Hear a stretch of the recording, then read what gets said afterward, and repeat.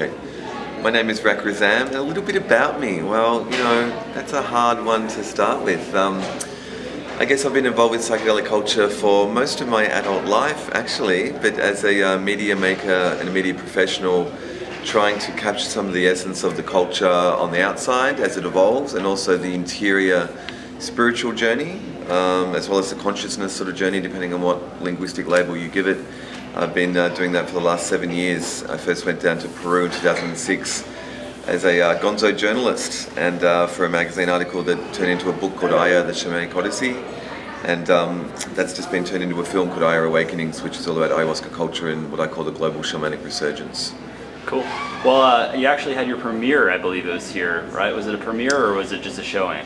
Yeah, well, it was like a test screening premiere, in San Francisco on April 17, the Clay Theatre, which was a really great turnout. And it's really, there's something about going out to the theatre which is like a ritual, because you're outside your normal comfort zone, you're with the community, but you're in the dark of the womb of the cinema. And so we had the film on the big screen with the beautiful hypnotic visuals by director and video editor Timothy Parrish, and the soundscapes by Lulu Medill, the sound engineer, with the icaros of the indigenous curanderos and the soundscapes of the jungle. And it really, the movie has this critical mass of sensory modalities within it, like the narration is directly from the book, which was directly from the experience at the time, so there's a direct transmission of energy, taking you on the emotional journey and giving context to that, while the visuals take you inside as well as outside on the journey down to Peru and the lodges and drinking with the shamans in the jungle. About a third of the film is the interior visionary sequences, so we take you on the visionary shamanic journey. Right on. So what came first, your interest in shamanism or psychedelics? I think actually psychedelics came first, only because that was the more accessible cultural heritage, really. I was a big fan of the 60s. I was a big fan of Ken Kesey and the Merry Pranksters. I first read The Electric Kool-Aid Acid Test when I was about 19, and it just blew my mind, I really resonated with that, and again, I guess with the Tom Wolfe's reporting style and that frenetic frisson of language to describe this energetic, the whole beatnikian sort of energy behind the 60s and late 50s and 60s, but the Acid Test with their superhero names and almost like avatars and larger than lifeness, but the fact that there was some momentum and some side, they called it, the group mind, or this collective consciousness that was behind the acid experience. So there was something larger they were plugging into in the times themselves, which were changing, and it revolutionized the society and became tribal. At the heart of the prankster ethos was the tribal group mind.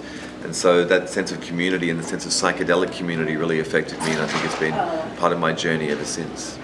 So what do you think society has lost with the current scheduled classifications of psychedelics? Look, I feel to a large degree Western culture, and as the globalization rolls out the world, it's become this battery farm of consciousness, where it's not about the specific chemicals which are meant to be illegal or the specific plants which are meant to be illegal. It's about us. And it's about, are we free human beings? Is this a democracy? Is this a free planet, or is it planet Orwell? Is it 1984 come full circle? Because if you take something like dimethyltryptamine, which occurs endogenously, not just in our brains, but it's threaded all throughout nature, in all basically the sentient species, whether that's the plants, the insects, the mammals, the animals. It's been reclassified as a neurotransmitter, and we're talking about nature. Nature makes these substances, whether that's in the garden or in the lab. Everything is ultimately natural if you take a step back and look at the big picture. And evolution works in these ways. I feel like, there's some theories from Terence McKenna and before him Bear Owsley, one of the 60s acid chemists, had this idea that the planet is secreting these exopheromones. The planet is like these hormones which are there to activate the species at different levels of the maturation as they evolve. And so here we are, locked down consciousness, like martial law of the soul, where we're trying to say, you can't evolve. You can't take these things. And it's like the planet has supplied these things. Specifically, we have the neurochemical locks and keys in our brains. We're specifically meant to be in partnership with the earth. and Mother Earth is giving us these substances to help in our evolutionary journey. And so it's not just very limited and very narrow bandwidth consciousness of our leaders to be saying this.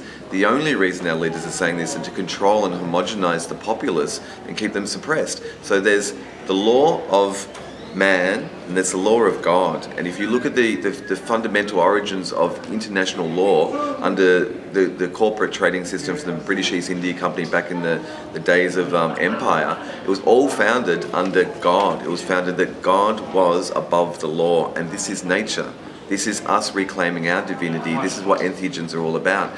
If we're doing it with respect, with integrity, we need to come out of the shadows, like in places like MAPS, but to our own families, to our own communities. We need to do it, with integrity, but we need to be honest that these things are part of our spirituality.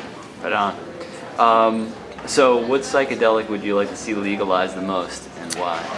I'd like to see the brain legalized in all its forms, and to say that this terrain, this terra incognita of consciousness, this inner landscape that we now have the abilities, not just through the external technology like the EEG and the MRI scans, but with the shamanic technologies like, ayahuasca and psilocybin, the vegetal technologies of the planet, that this exploration itself is not just not illegal, it is necessary for us to find the context of what we're really embedded in this planetary organism and in this cosmic organism.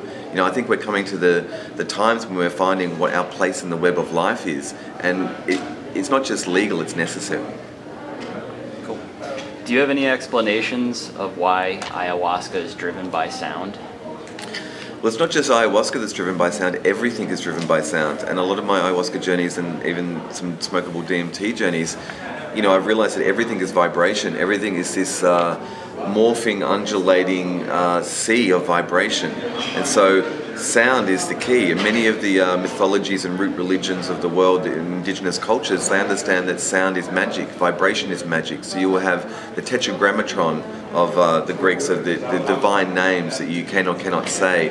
And if you invoke the right sound, you can tap into the greater vibrational source, and you can draw down that power. And so sound and language is only the tip of the iceberg of the power of real sound. So when you go into these visionary realms, these shamanic realms, when you see things, you're seeing vibration.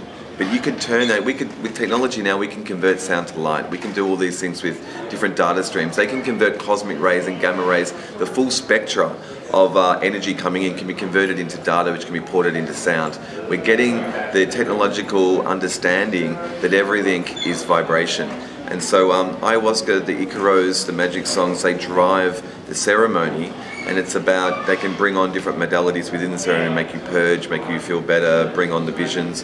But deeper than that, it's not just on ceremony. Ayahuasca sensitizes you to the subtle vibrations, but the power of sound itself is everywhere, and it's the root of magic. If you go back to the whole grimoire and the Latin terms, it's grammar or spell. To say to spell, you put a spell on someone, it's language.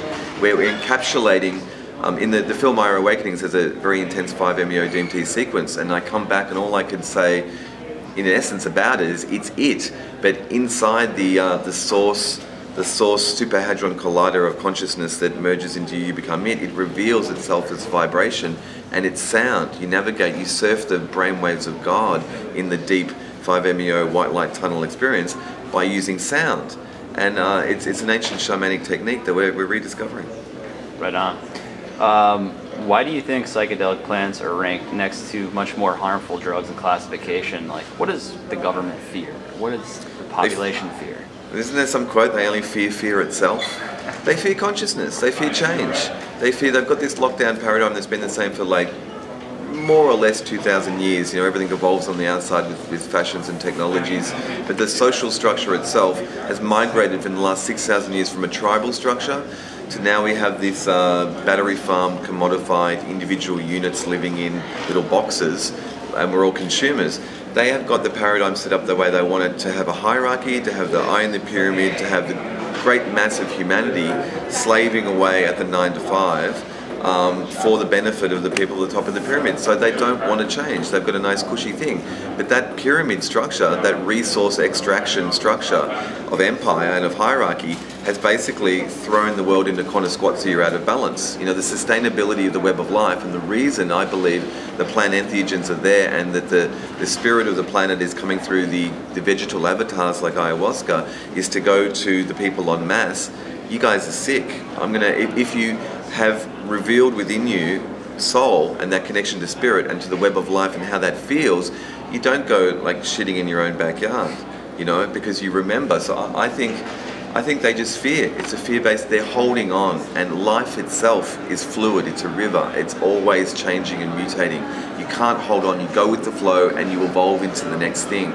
So holding on is this stagnation of the soul, and that's what culture, Western culture, has done lately, so it needs to move on from that. Cool. Lastly, what would your advice be for future generations regarding psychedelics? You know, I'd say remember that the finger that points at the sun is not the sun itself. So the psychedelics and the plant entheogens, and no matter how much I share my experiences with them or other people do, these, and here at MAPS, the narrow bandwidth explanation is the medical paradigm. It's very true. Many of these things can be used as medicines, but they're not just that. That's the tip of the iceberg.